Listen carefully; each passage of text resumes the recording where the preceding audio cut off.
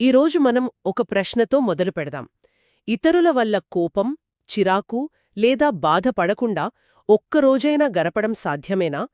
ఆలోచించండి. ఉదయాన్నే ట్రాఫిక్లో ఎవరో అడ్డొస్తారు. ఆఫీస్కి వెళ్లగానే బాస్ మన పనిలో తప్పులు వెతుకుతారు. సాయంత్రం ఇంటికి రాగానే ఓ బంధువు ఫోన్ చేసి వాళ్ల గోడు వెళ్లబోసుకుంటారు.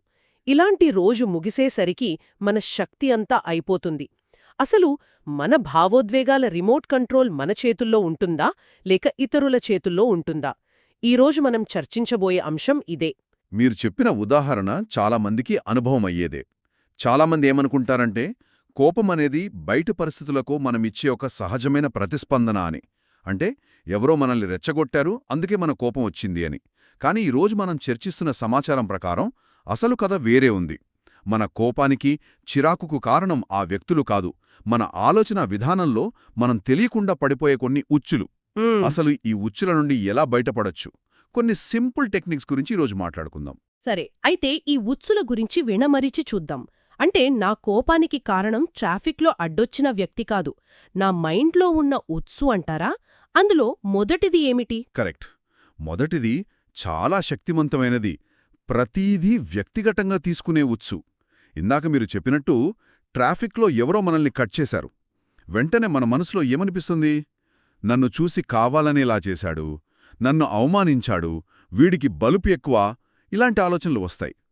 అంటే ఆ వ్యక్తి చర్యను మనం వ్యక్తిగతంగా మనమీద జరిగిన దాడిగా తీసుకుంటున్నాం. నిజమే, కరెక్ట్గా ఇదే అనిపిస్తుంది. కాని ఇక్కడే ఒక చిన్న విషయం ఆలోచించాలి.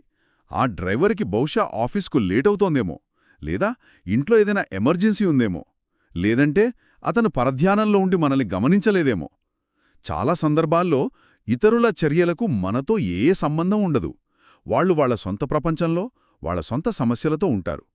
కాని మనం ప్రతిదాన్ని వ్యక్తిగతంగా తీసుకున్నప్పుడు మన ప్రశాంతతను ఎవరో తెలియని వ్యక్తి చేతికిచ్చినట్టే. వ్యక్తిగతంగా తీసుకోకపోవడం ఒక ఎత్తైతే, అసలు మనకు అంచనాలే ఉండటం ఇంకో పెద్ద సమస్య కదా.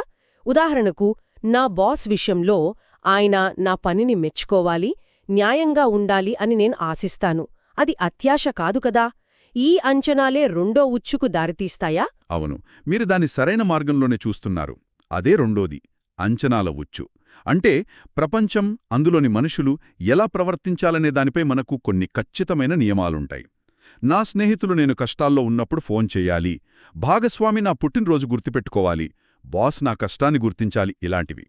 ఈ నియమాలను ఎవరైనా ఉల్లంఘిస్తే మనకు తీవ్రమైన కోపం, నిరాశ కలుగుతాయి. కాని కొన్ని అంచనాలు సహజమే కదా. సహజమే. కానీ సమస్య